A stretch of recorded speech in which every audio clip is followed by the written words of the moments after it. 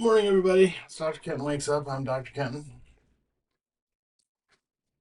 In the cup today is Counterculture Big Trouble. It's delicious. It is Tuesday, April 8th, 2025.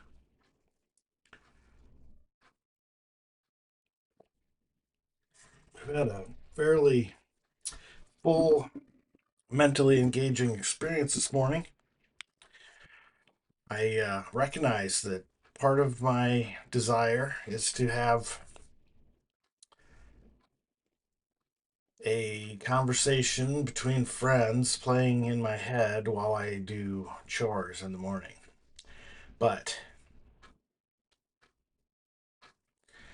when I start paying attention to the conversation, then it's lost its purpose.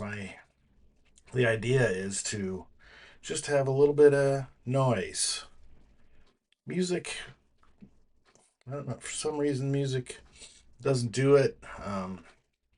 Brown noise, white noise, pink noise, any kind of generated noise doesn't really suit the purpose.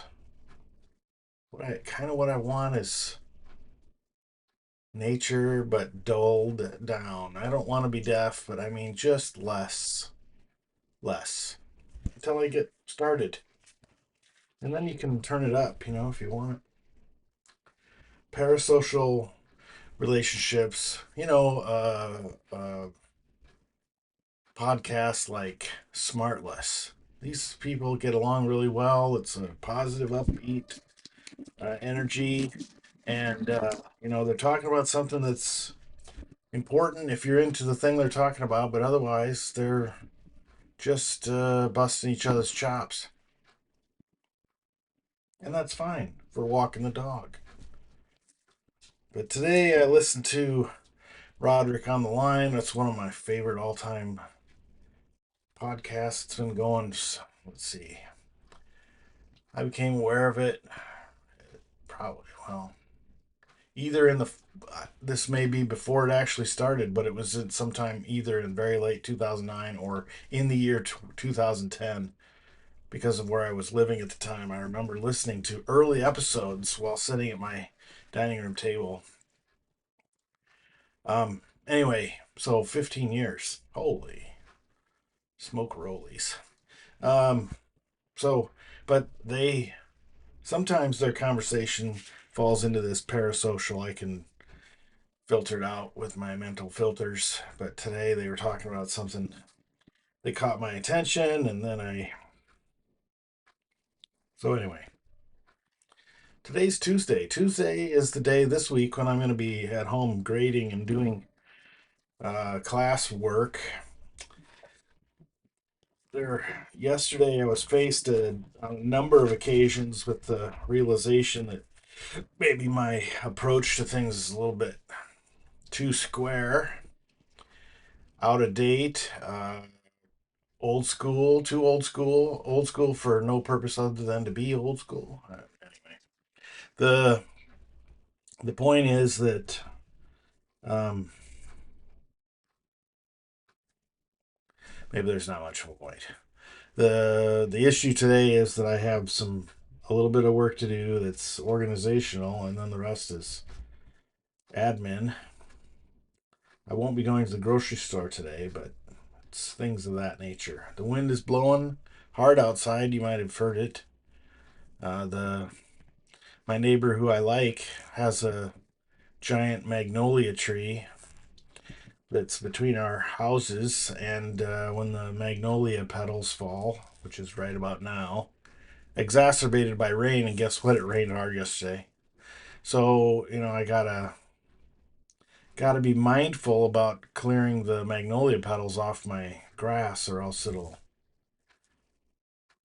turn into sludge. So anyway, so I got a little bit of that to pay attention to, but the tree is still, so I'm just trying to. I've got a sacrificial pile placed in the lawn where it doesn't matter to me if the grass dies or whatever.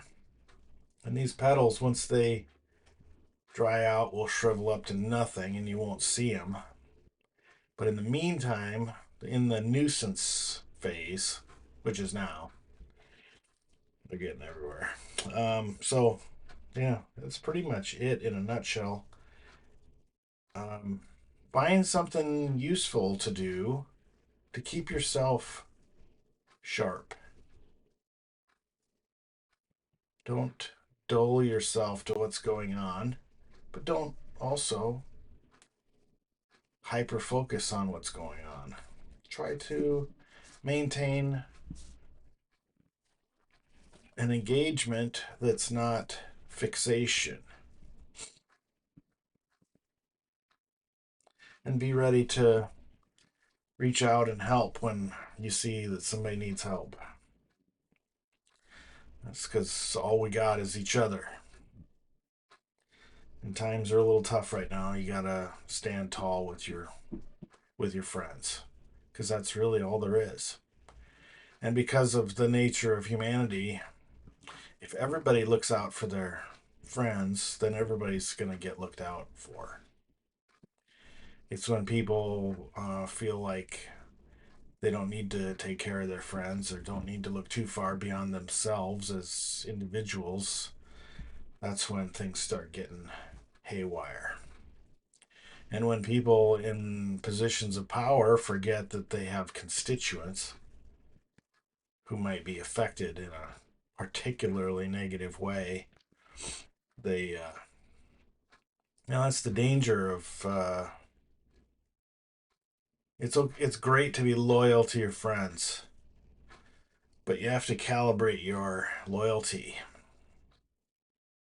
Because when your friends start being hurtful or damaging to the rest of society, let's say, you got to cut them off, lest you get dragged down into the Leviathan with them.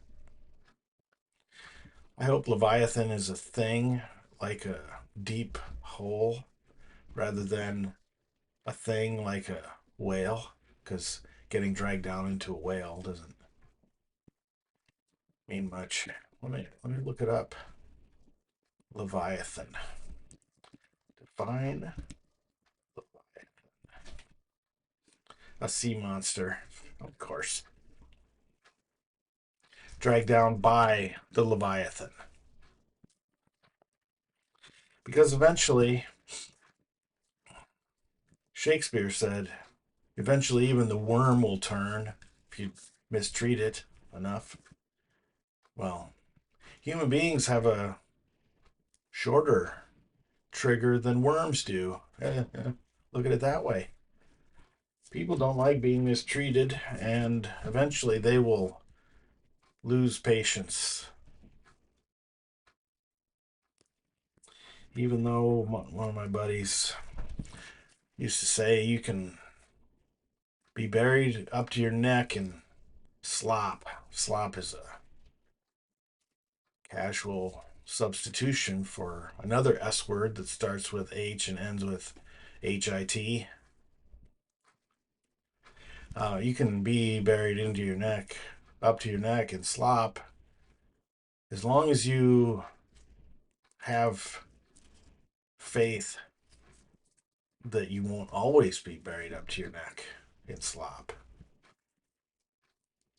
You can bear a lot of maltreatment and mistreatment as long as you are able to remind yourself that it's only temporary. But not everyone has the perfection of, what's the word?